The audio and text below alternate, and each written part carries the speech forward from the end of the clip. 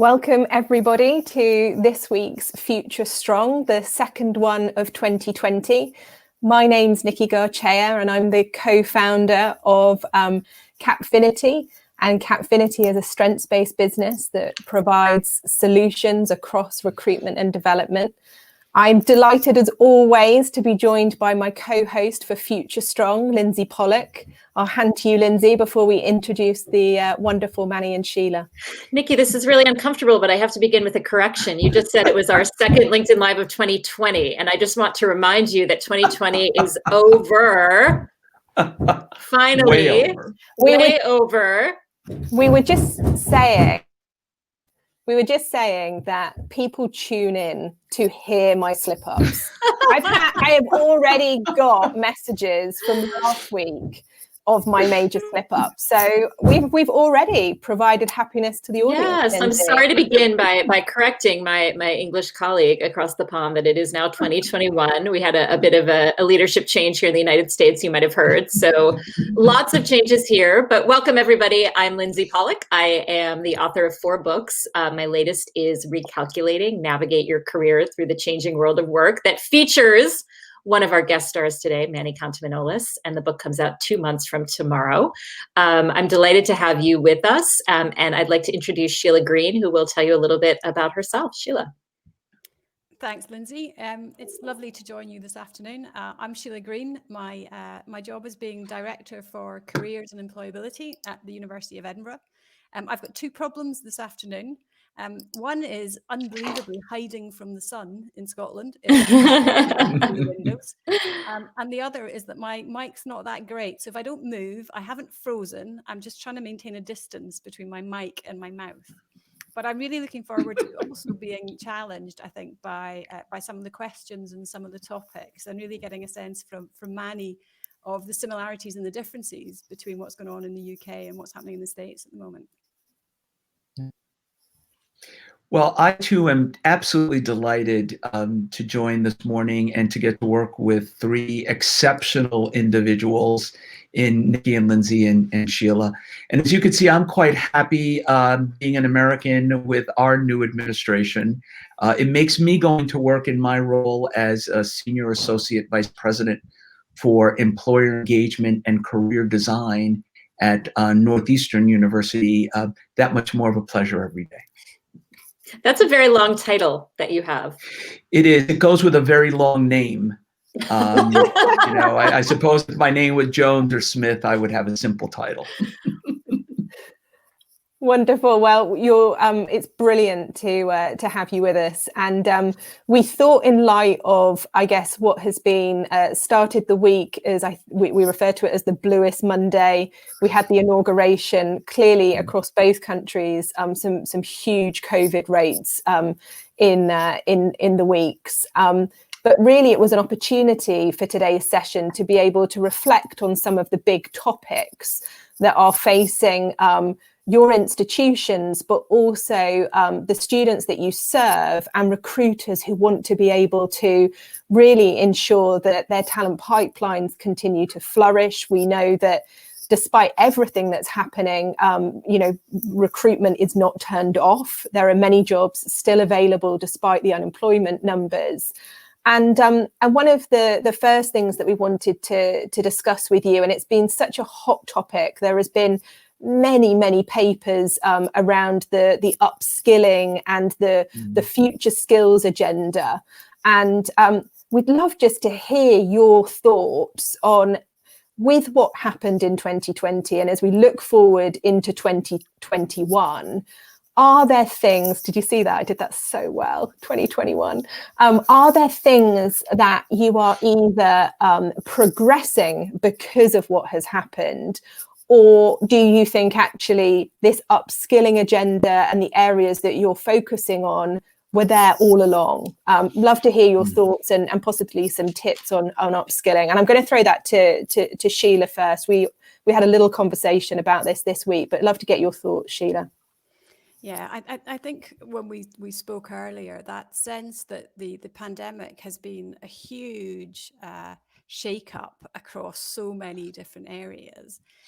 And yet, in many respects, I think what that's done is simply accelerate rather than change a kind of direction that we were looking at.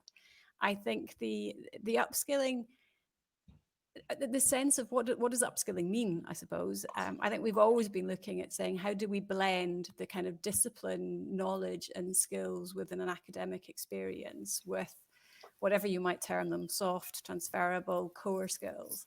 And those I don't think have changed significantly in terms of what we were thinking, you know, looking at some of the data from the World Economic Forum, some of the research around the sort of future skills or skills 4.0. We've just accelerated that.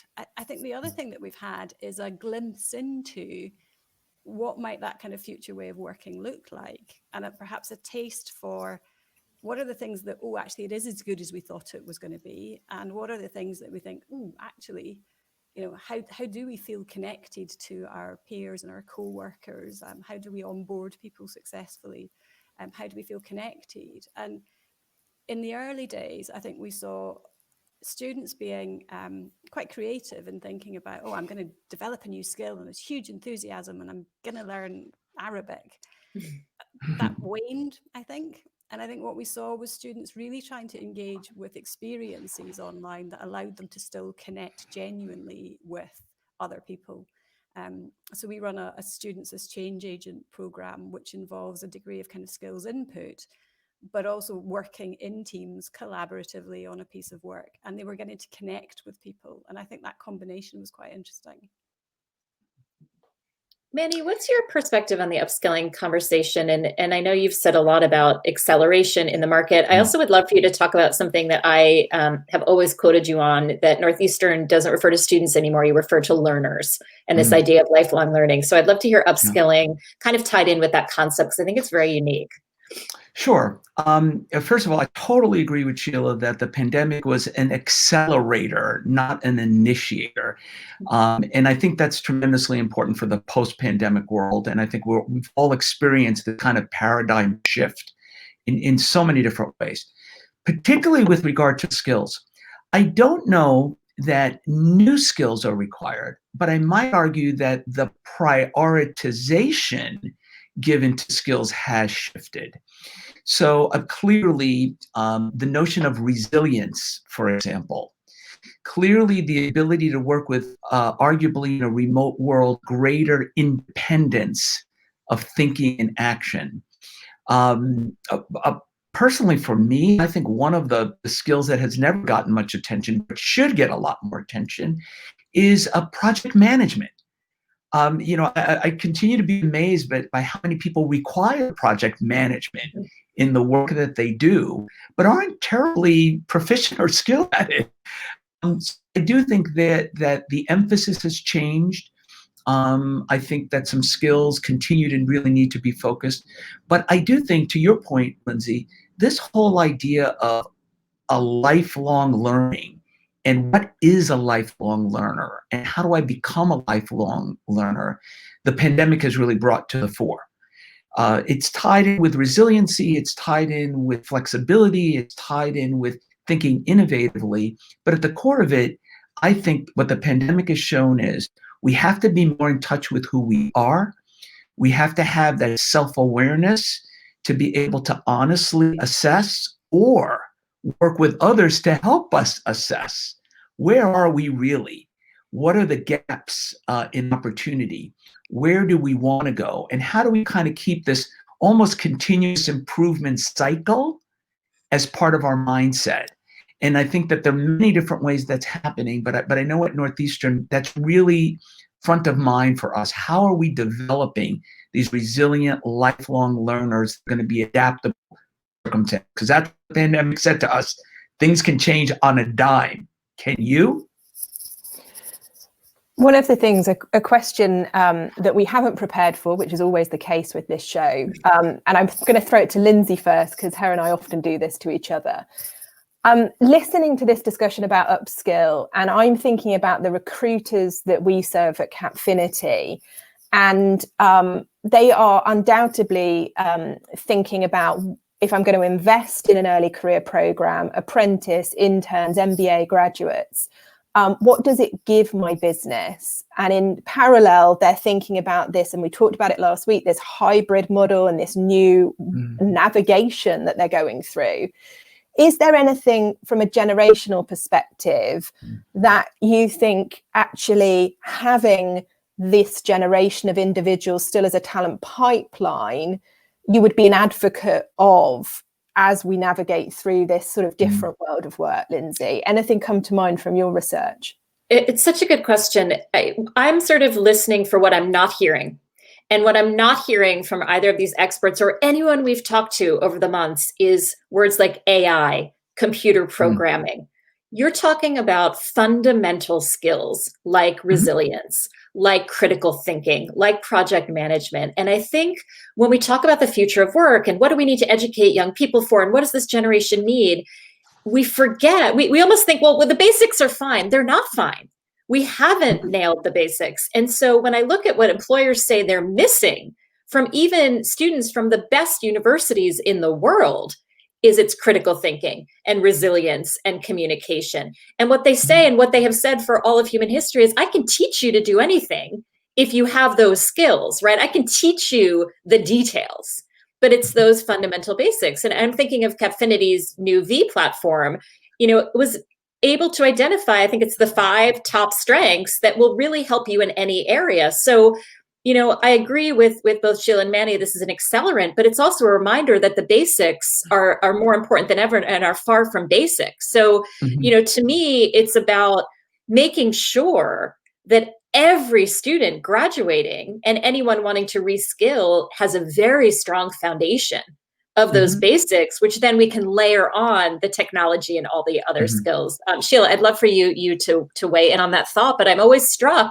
jobs of the future, you're not talking about drones, you're talking about resilience. And that's a very different conversation. Yeah. I mean, I think the question Nikki posed is a really important one for universities to be thinking about, because as you start and talk about the different routes to talent, what is the value add of a degree?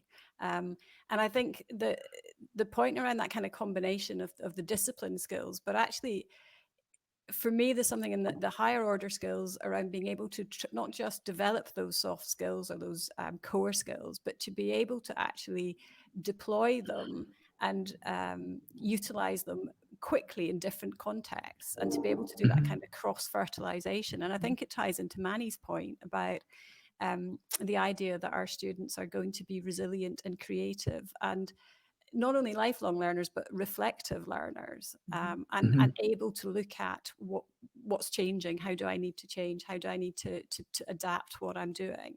I think there's been a lot of talk around entrepreneurship. And I think I'm always fascinated by language and the tightness of language. And I think sometimes when we're talking about it makes sense in one situation, but I think often what we're talking about is innovation, it's about enterprise, it's about being disruptive. And I think for me, some of the pandemic has created a situation where students can genuinely see up close how disruptive things can be and how quickly people can respond. And I'd like to think that's created a degree of curiosity in them, and perhaps an encouragement that actually change is the single constant. So how do I skill myself to be changeable, if that makes sense? Is that even a word? Changeable. Well, it could go either way, right? And Nikki's research has found this. After the Great Depression, it was, I want to find a job that will put food on the table. I will never deviate. I will never leave my employer. I need safety. That's not possible anymore. So I think watching, from a generational perspective, we're going to see what is the impact of this incredible uncertainty. And it could go either way. It could be, I want a corporate job, I never want to leave again, or I have to be incredibly flexible. It'll be very interesting to see. I don't think we know yet. I would just add to this. I think that the paradigm has shifted. And today it is more about the strengths you have, not the schools you attended. And it is more about the competencies you have, not the curricula you pursued. And I think the whole talent acquisition world is shifting to this focus on what are your strengths, your skills, your competencies. And I think that there's some fascinating work done by an organization called EMSI that is translating titles, industry roles, job descriptions into a language of strengths and skills and competencies. And I think Capfinity is at the heart of that, in really introducing a framework of thinking about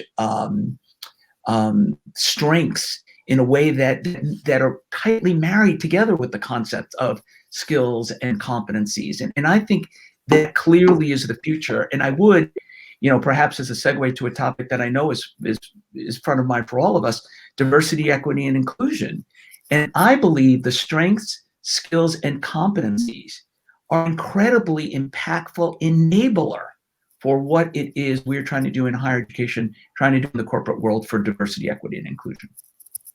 Let's dig into that, Manny. From a diversity, equity, and inclusion perspective, clearly many institutions, both in higher education but also in the enterprise space, are incredibly focused on this topic in 2021. It's moved from, I think, 4th or 5th place. It's now number 2 after the pandemic, and things like AI, Lindsay, have dropped below DE&I. Mm-hmm. One of the things that Shelagh had mentioned to me when we had spoken was actually Edinburgh's perspective of increasing inclusive leaders by virtue of the curriculum and their experiences.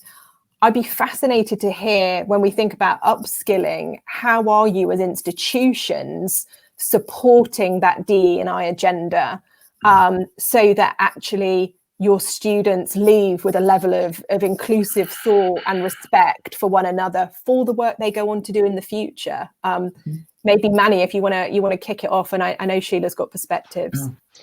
Well, I think at the core, we have to do the best possible job of, first of all, making sure that our institutions, our enrollments, our students, our faculty, our administrators reflect the true diversity in our communities and in our countries.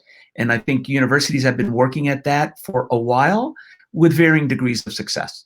Secondly, we need to make sure that we can provide the services and support for our diverse students so that they are as well prepared as any other student is to be successful. Not just academically, but flowing into these topics that we've talked about, the kinds of skills that they need for lifelong success. So there is a responsibility that careers offices obviously play in coaching, advising, and helping students.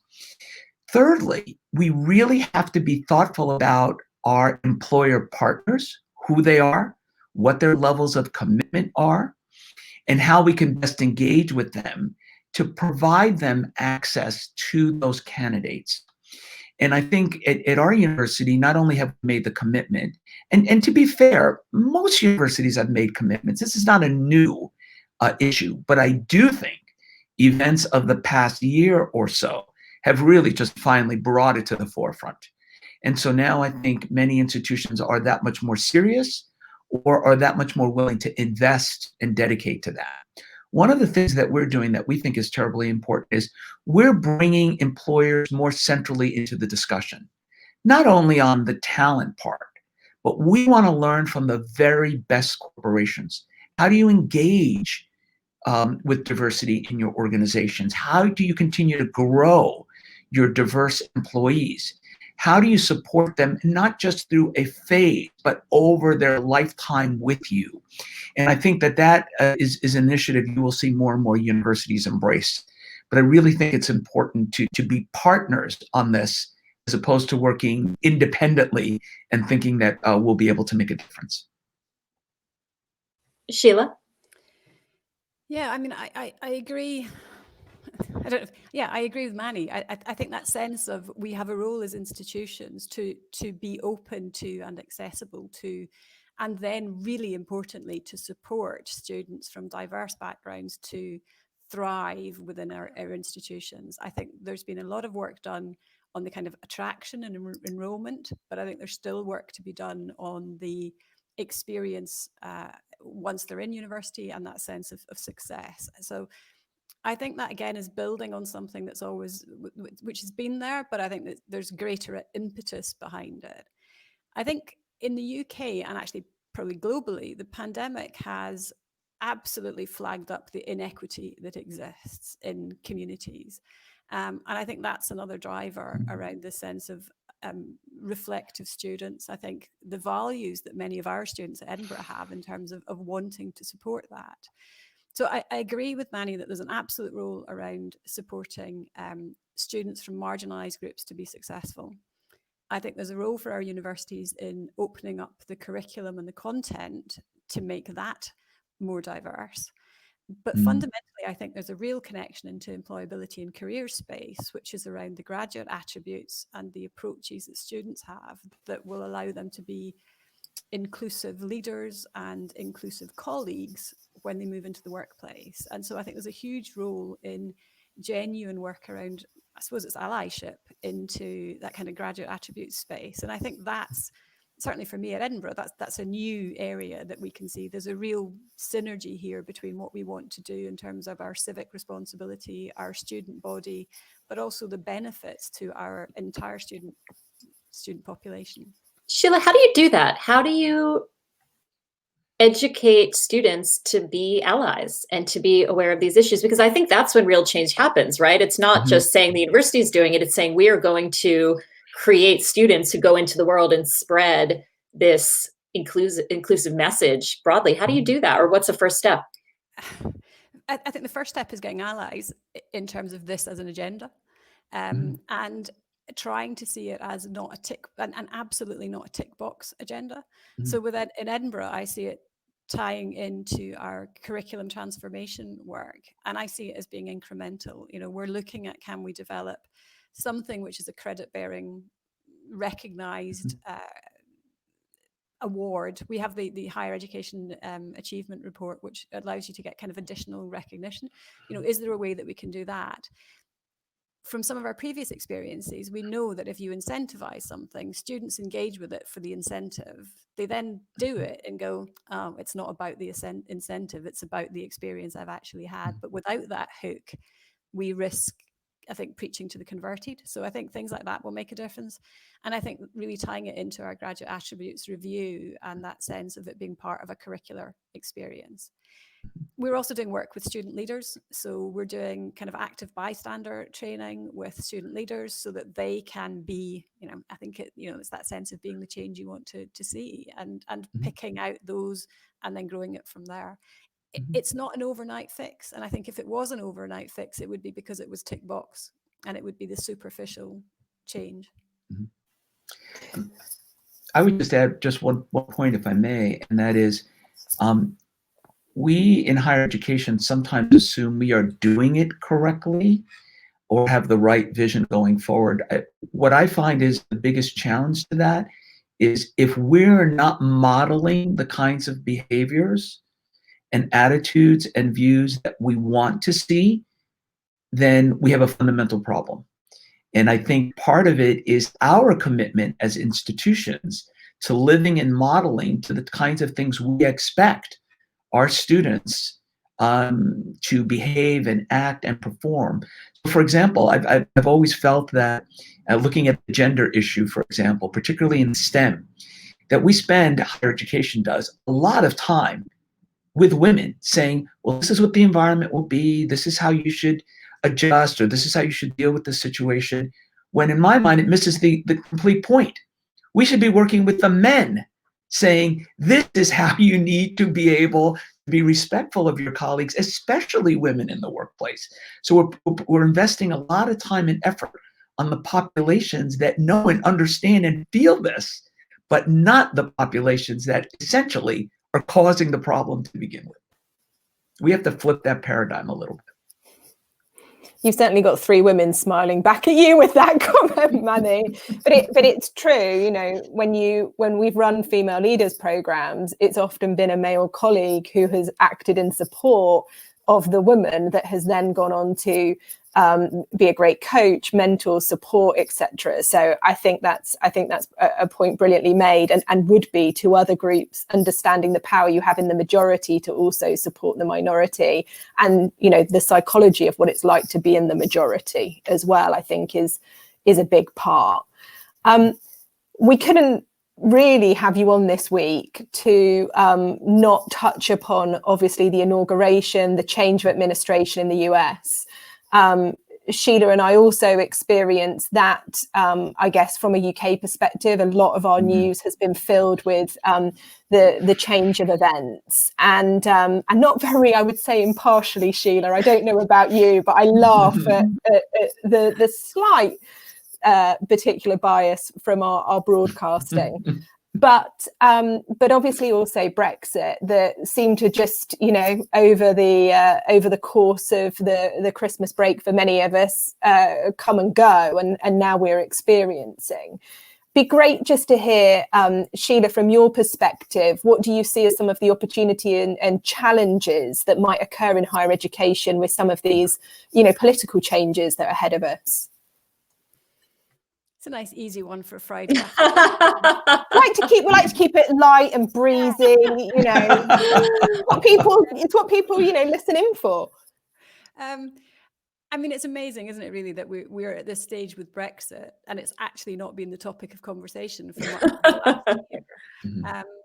I mean, I think higher education in the UK is international, and it will remain international. It's going to have to find different ways to be international. I think changes in terms of the relationship with the EU and access to some of the sort of mobility programs is important for us. I think that given I know Manny is smiling at the moment about the change of administration, I wonder if some of our recruitment teams will be smiling less on the basis of the States becoming a much more, or going back to being a really attractive destination for international students. And that we may lose some of our international student applicants from, because we fish in similar markets, I think China, India, and seeing that they may see the States as actually being more welcoming now than the UK in a Brexit situation. We also have, I think, a change in the UK with what's going to happen post-Brexit to the UK itself with Indy Ref 2. There are regional elections in Scotland coming up in May. That plays on COVID. The approach to COVID, both sides of the border in the UK, has been quite different. The approach to Brexit was quite different. I think we're probably all fairly aligned on our approach to the inauguration, but otherwise there was quite different views there, and I think that could bring further disruption to higher education as we think about what's the funding model and what's our market. So we live in interesting times. I would say that as I think about the world today and going forward, I think the pandemic, and this is quite apart from politics and party, has impacted higher education financially in ways, frankly, that will take us a while to work through. And I think some of them will be long lasting. And I think that that's relevant because the administrations and policies, governmental policies, impact that directly or indirectly. I think we have emerged from, frankly, in my mind, the political medieval period that emphasize nationalism and regionalism above what we all know to be the universal truth that the world is global and relationships and partnerships are global. So I believe that is positive. And it is positive not just in terms of the opportunities for learners throughout the world to have choices about where they want to study. And I think that's always, in an ideal sense, we want to give learners choices. So if whatever country or whatever institution is the best fit for them, and I think the more choices that we have, the better, because they're happy choices, or at least they should be.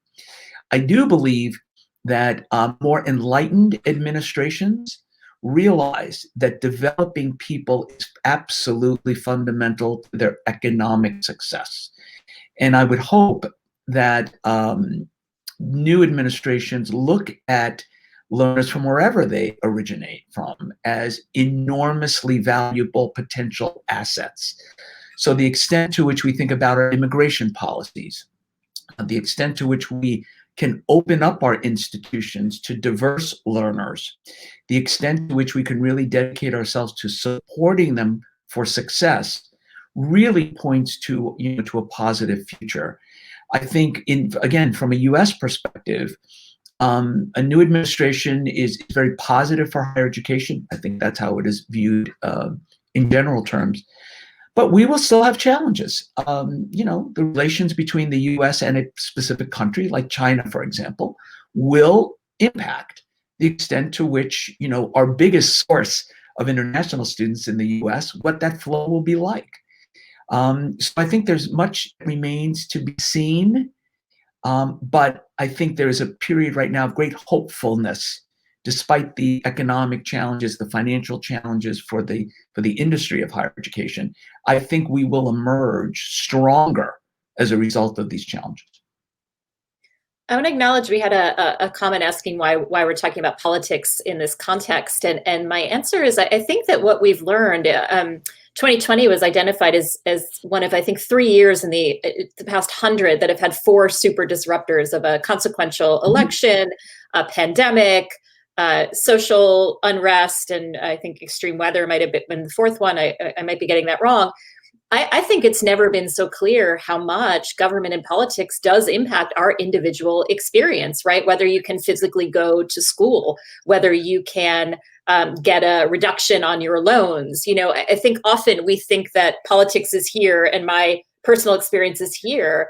I'd love your thoughts, Shelagh, that in 2020, I think we've seen how inextricably linked, for some people more than others, those two things really can be. And I think what's interesting is, I'm a Gen Xer, we all identify with different generations. For me, that feels very new or very different. But I think for a Gen Z coming up today, that will now be normal because they have come of age in a time when, all of these things were happening at once and very much impacted their personal experience. I know we're coming to the end of our time, but I think it is worth addressing why, when we're talking about employment, politics is so relevant. Shelagh, do you want to weigh in, and then Manny?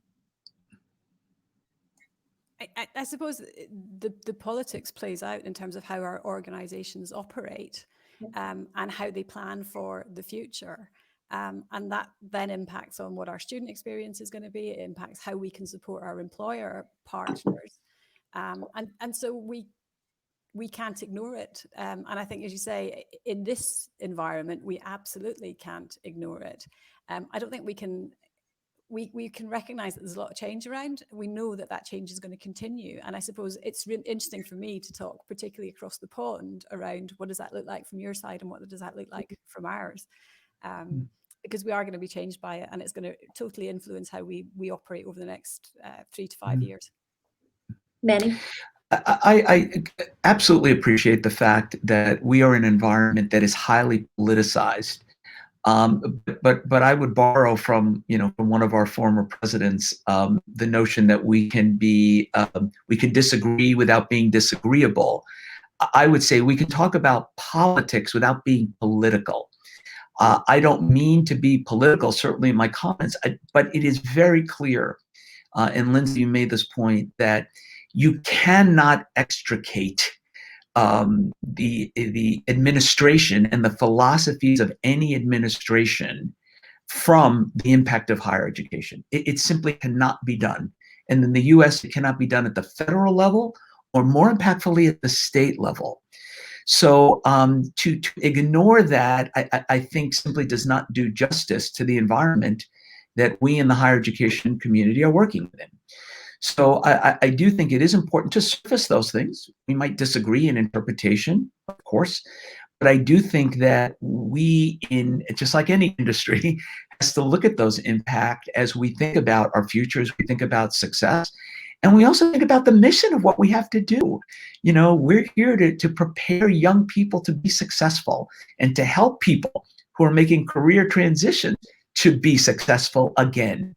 And so my focus is always on what do we need? What kind of support do we need to be successful in our mission? It's frankly, for me, no more complicated than that. Thank you both. And as we close, I just want to throw out one last question that perhaps in 15 seconds you might both react to. There is great tension, I think, within recruiters to really understand how they should be working with career services at these times. And I think the relationships shifted. We discussed it a little bit last week.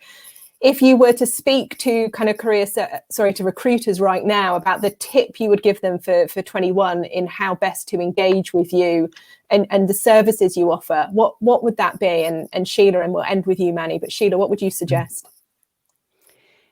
I think, as I would have suggested previously, which is talk to us so that we can understand what you need and you can understand our context. The recruiters we work with are so diverse that trying to understand what their needs are the best way that we can then say, okay, this is the best way for you to achieve that in our context. Thanks, Shelagh. Manny? And I would just add, I would just remind all our partners that we are partners.